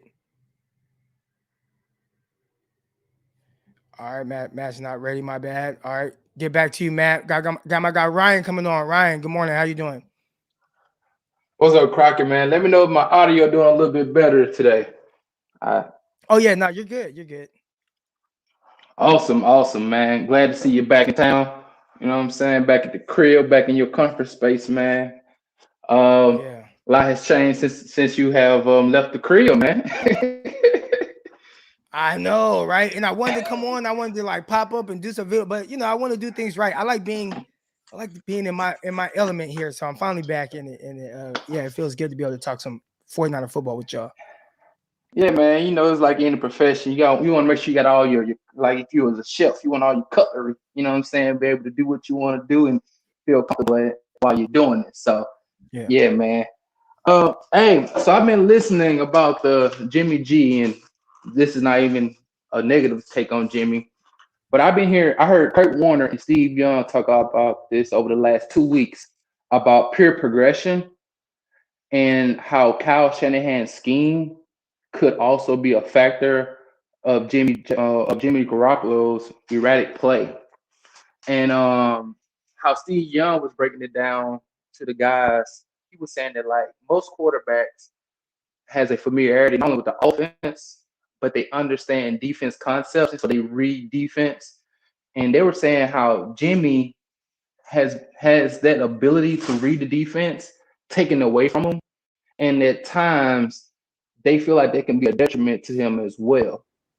And then Kurt Warner got on maybe last week and said the same thing, how sometimes, yes, it's cool to have your pure progression, but there's certain reads that you will see, like he was giving the example of the Seattle game where Wagner picked up. He said that's just a person doing his pure progressions and going for it instead of reading the defense and then understanding that drop going to be there.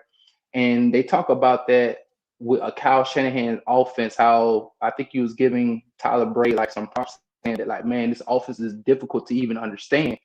And it's so difficult to understand at times where it takes away his ability to scan the field and read and react in a certain type of way to be a better quarterback. But we always see Jimmy good at the last 2 minutes of a first half or 2 minutes in the fourth quarter, because I believe he stripped away from those pure progressions, I think, kind of, and just able to go out there and play quarterback.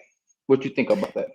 Yeah, I mean, I think there's something to that. Really think back to Trey Lance too, right? When was Trey Lance at his best? A lot of times in those 2 minutes, and not just at the end of a Seahawks game or Cardinals game, but also it was preseason, right? Like marching teams down, right before halftime. He did a really good job of that multiple times. So there might be something to that where Kyle does have a lot of on their plate with thinking, and maybe it is slightly a little too complicated. But I think what Kyle thinks is if you get that part down, you play MVP caliber football. And we saw that with Matt Ryan, or even Matt Schaub, right? Schaub threw for almost 5,000 yards with Kyle Shanahan and a bunch of touchdowns and things like that. So I think Kyle looks at it like if you can figure it out, you end up playing at a high level. But I think his quarterbacks are like, dude, this is tough.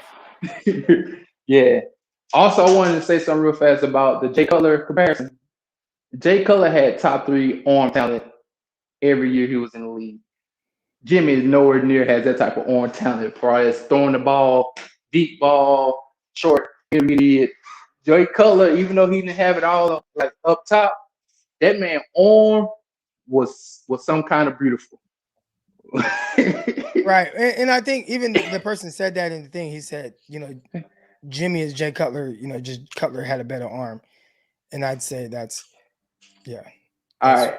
And right. One last thing before I get off, I'm gonna let you go. Hey, can we just really be happy that if Trey does start this Sunday, a 49er home game, if this will be his first home game, I think that place I think Levi's will be rocking.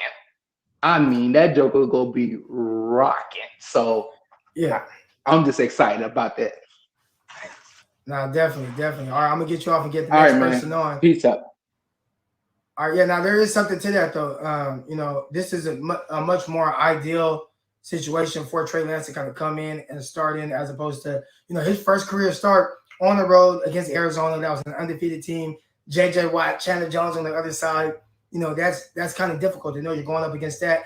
And I think even Kyle Shanahan pressed a little bit, understanding what was on the other side, the ball for him, right? Just knowing, okay, Kyler Murray's over there, DeAndre Hopkins, AJ Green. Man, I got to score points. Went for it several times on 4th downs, when really, if he had to kick some field goals, maybe it's a different game, right? So, when you're going up against the Houston Texans, I don't think the 49ers will feel the need to press as much as they did against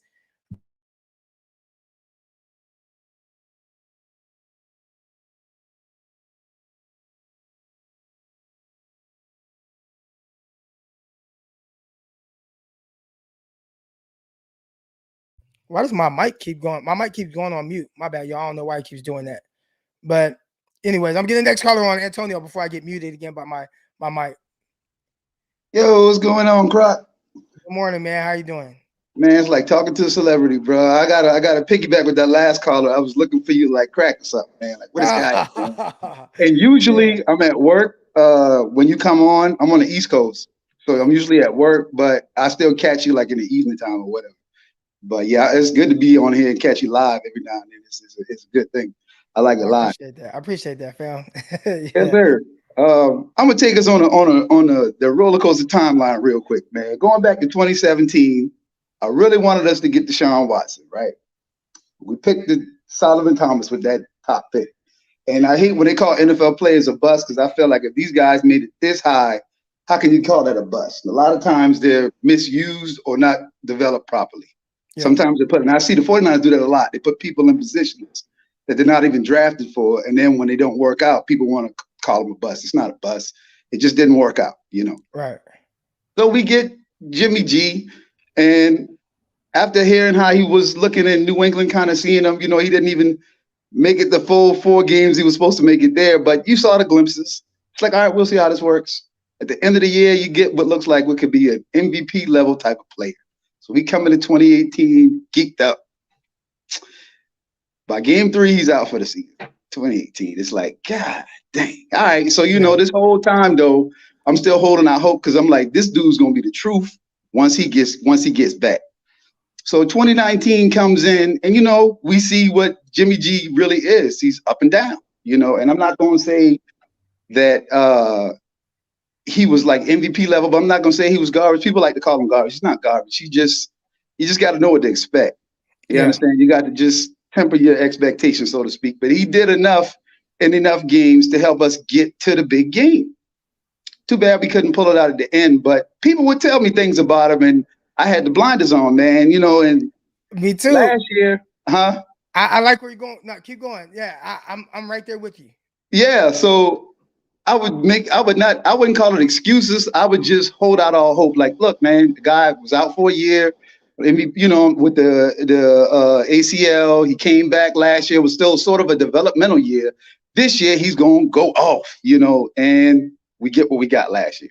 Yeah. And it was injuries thrown in and everything. And it's like, man. So now you come into this year, and I don't know if I can still excuse the Jimmy that we see moving forward, especially, just the way things have played out. Now when we drafted Trey, and I was all excited, just like everybody. It's like a shiny new toy. You're looking at it and you're like, all right, we don't expect him to do a lot. Let's just see what he could do. But, you still holding out hope that the dude could just come out and just blow it up in training camp. Right.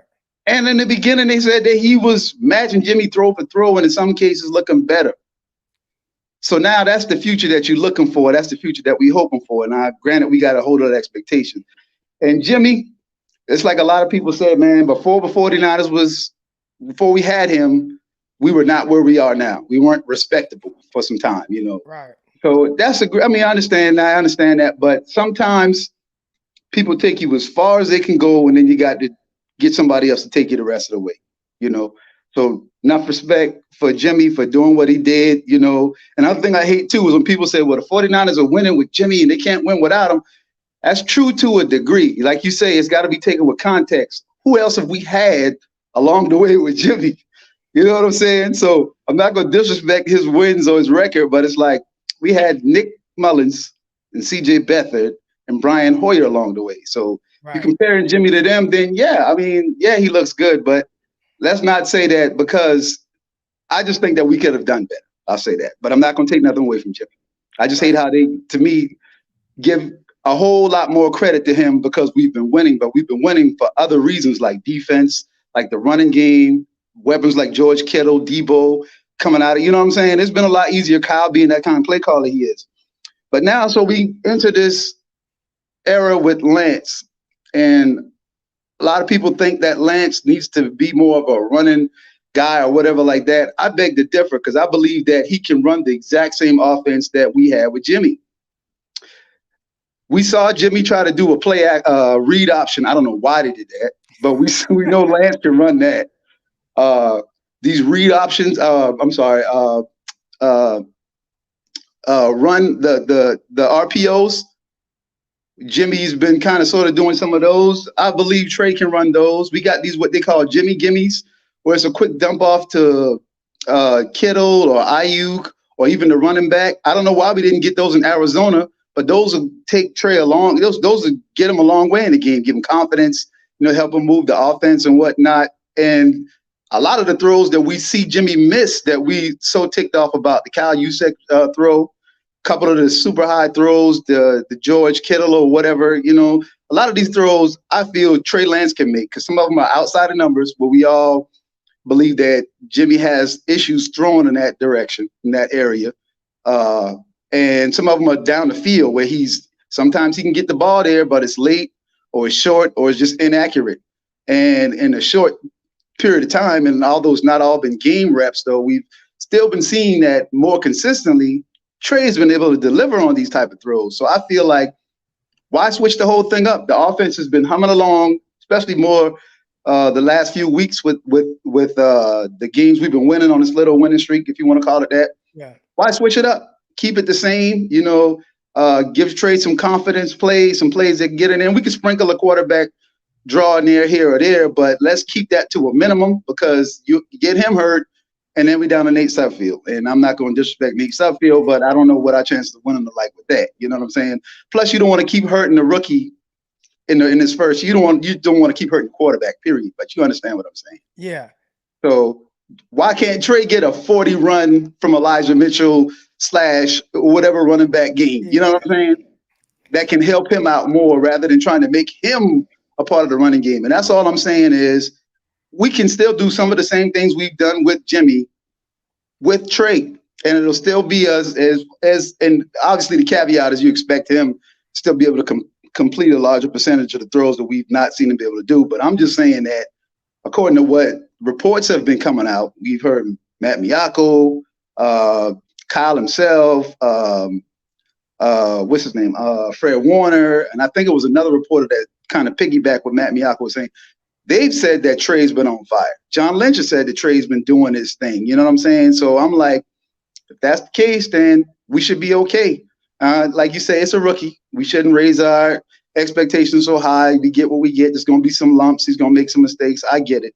But I'm just saying that I think that he's probably just, like you said, comfortable. He's probably just as comfortable doing some of the same things that Jimmy does. I mean, these are probably the same things he's running on scout team, right? Unless we're playing like the Cardinals or we're playing like, Seattle or Baltimore or somebody with the actual scrambling running quarterback. He probably emulating other quarterbacks sitting in the pocket and getting these throws out. So why not just take advantage of this growth that we've seen and just keep it just as simple?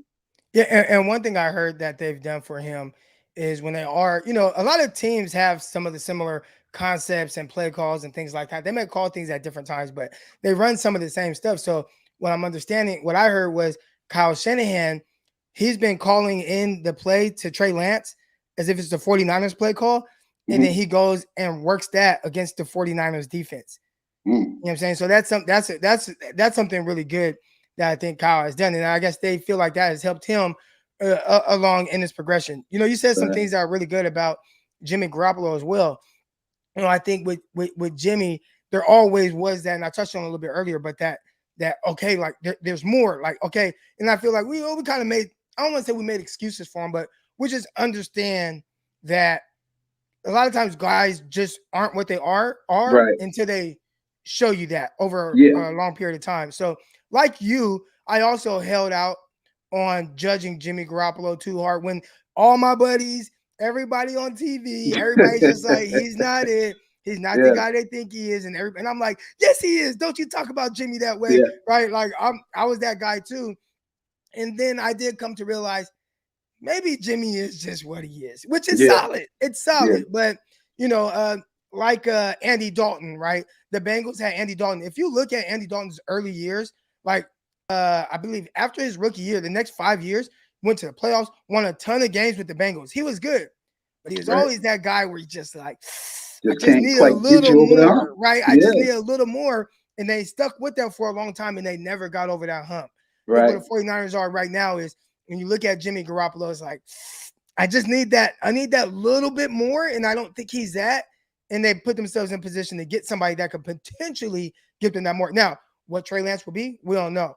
But he has the ability to give you that little bit more that you need. Will he do it? The jury's out. But again, just like Jimmy Garoppolo, who I gave 3 years without even really coming to a conclusion on what he is, I'll do the same with Trey Lance as well. True. Appreciate the call, man. Appreciate the ear, man. The opportunity to talk with you. All good. All good. All right. Hope everybody enjoys the game this week. We're going to get this win. It's the Trey era. I heard somebody called it the Trey offs. Yeah. I'm with you. Much love, man.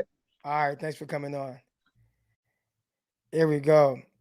I got my guy Darius. Darius says, who is Tyler Bray? So Tyler Bray, we have QB Mondays. Greg Pinelli comes on. And Matt,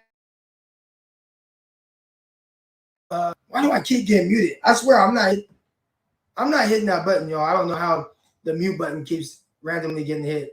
I don't even have the mouse or cursor or whatever over there. All right, but hopefully I recognize it when it pops up like that.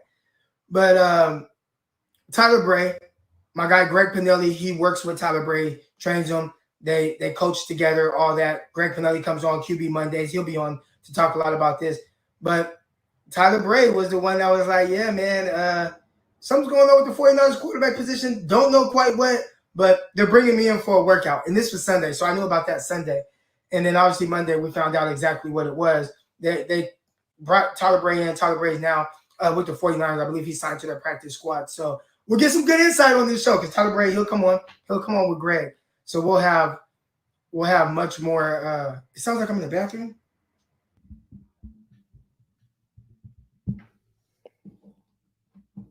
I don't know what's going on with my setup, y'all. It must be saying it's time for me to get off. Real quick, let me get Matt on. Hopefully Matt sounds better than me. Matt, what's good, man? Oh, yo, can you hear me? Yeah, I got you. I guess I sound weird right now, so I'm gonna hang tight. You go ahead, do your thing. Oh yeah, man. Man. First of all, I want to say rest in peace to the late great John Madden, man.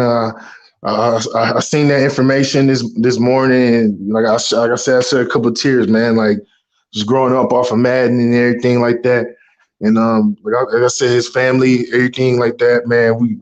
Man, you always be loved, and not. I know you was a Raider, but we still love you, Niner Nation. You always be, one of the greats. Um, yeah, man. Shit, what's going on with you, Croc, man? I ain't heard from you in a minute, man.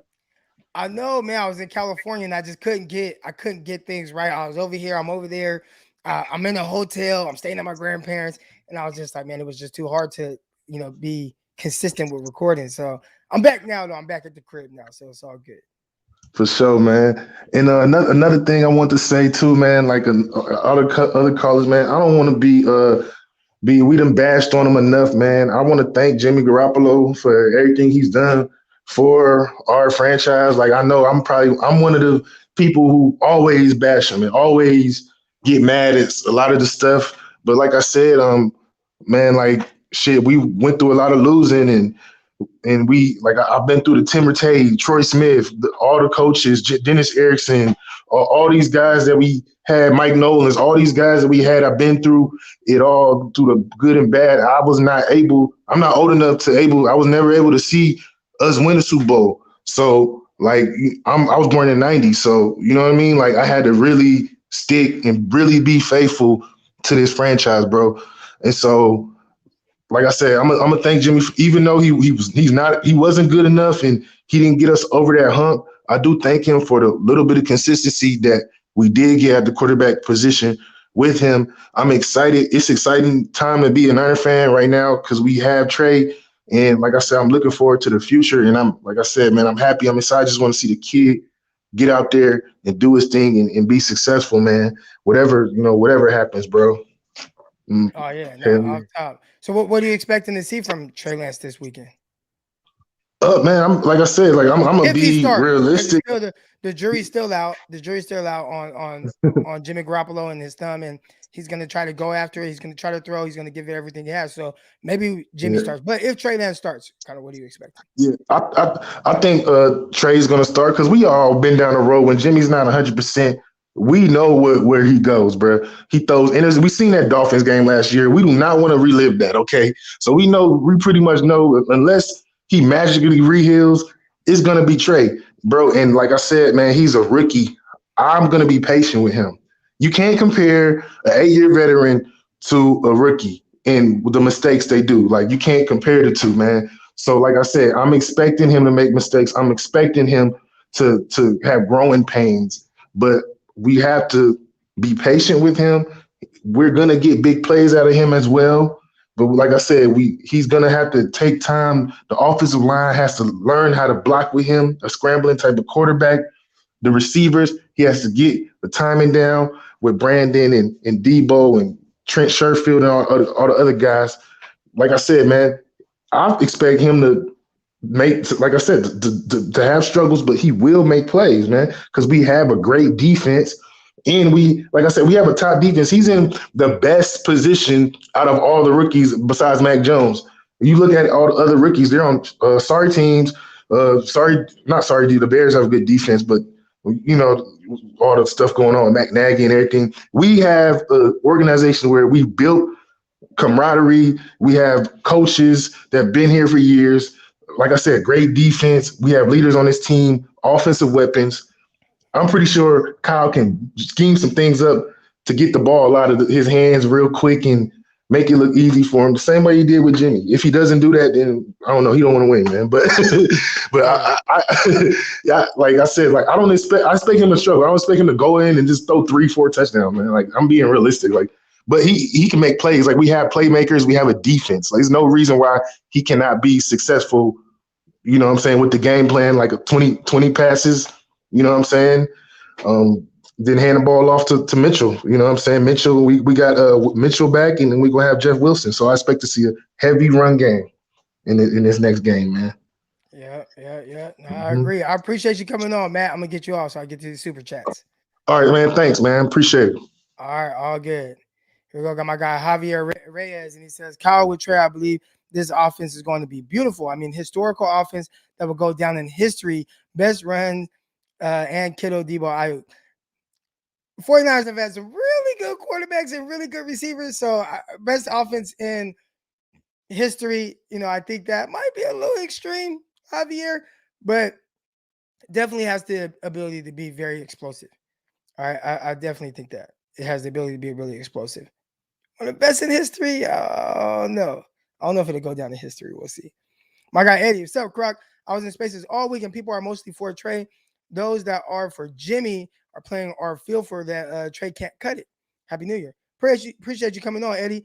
Yeah, I think I've seen a lot of people holding Trey Lance to the same standard that they are Jimmy Garoppolo. I always thought that was kind of weird. Like, you got a rookie coming in and you expect him to play at the same level as Jimmy. That was never my expectations. I think my expectations were really more so of I expected Jimmy to have this team in a better spot at this point in the year.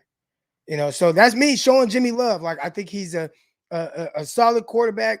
You play him, it should result in wins. I'm not saying that all the losses were on him, but at no point in the offseason when they said they're sticking with Jimmy to be the starter, did I expect this team to be 8-7 after 15 games or whatever.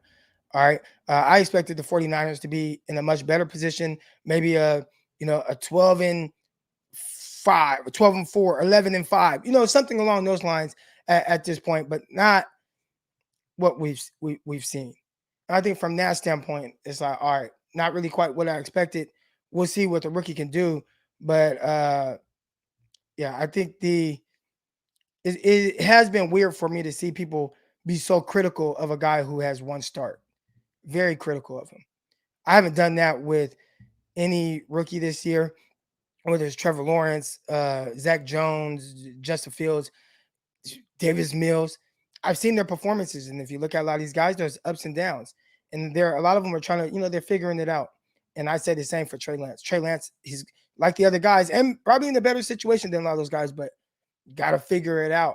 And it's going to take guys to play to figure it out because there's a lot of new things that they're going to see. It's no different than some of y'all that go from one job, right? You have this job and you've been doing it a certain way, and then you have a new job and it's a step up. And it takes a little bit of time, right, for you to truly grasp exactly what it is that they're asking you to do and really be able to run it to the way that they want, right? And it might be slightly different, but over time, you eventually get it. And I think that's what we'll see from Trey Lance. But I know everybody wants everything right now. So we'll have to see how the 49er fan base deals with this. But I expect him to go out and do well against Houston. I believe he'll do well. I believe so. If Jim played every game, do fans accept his flaws? Yeah, because I'd assume that it'd be more wins, right? Look at, again, I brought up Andy Dalton. And I thought with Andy Dalton, he's essentially kind of Jimmy Garoppolo, right? If you look at Andy Dalton with the Bengals, he won a lot of games. But still, you always are kind of searching for that more. And I think the 49ers would always kind of be searching for that more because Jimmy was always going to give you kind of some weird moments. All right, man, shoes. We've been in here almost 2 hours, man. We're going to get out of here. We'll be back here tomorrow live. You know what it is. Shoes, man. Make sure you guys, if you haven't already, hit the like button, hit the subscribe button. We got Underdog Fantasy, promo code Crocky. Download the app. Go make you some money right now. Player props, over, unders. I can't wait to see what Trey Lance's props are for the game. So make sure you guys tune in to Underdog Fantasy. We're going to be involved with that. All that good stuff. We're going to talk more about this. I know this is not going to be the last that we hear about it. Kyle Shanahan's going to talk about it a little bit today, and we'll know a little bit more about this situation. And as I hear more, I definitely will come to you guys and tell you guys more. But appreciate everybody sitting here. Hit the like button. Hit the subscribe button. I'm glad to be back. Glad to be talking with y'all. But you already know what it is, man. Until another episode, man. I'll see y'all tomorrow morning. 9:30 a.m. Eastern Time, 6:30 a.m. Pacific Time. I am out. Peace. Intercepted. It is picked off by Aaron Rodgers over midfield. He'll run it all the way into the end zone. Croc Talk TV podcast. Peace.